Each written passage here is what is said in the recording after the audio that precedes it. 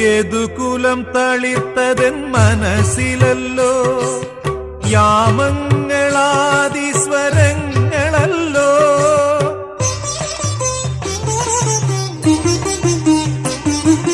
യദുകുലം തളിർത്തതെൻ മനസ്സിലല്ലോ, യാമങ്ങളാദിസ്വരങ്ങളല്ലോ. നീ എന്നെയും പിന്നെ ഞാൻ നിന്നെയും ഇടയന്മാരാക്കുന്ന മായയല്ലോ. ഇത് ഗുരുവായൂരപ്പ നിൻ ലീലയല്ലോ.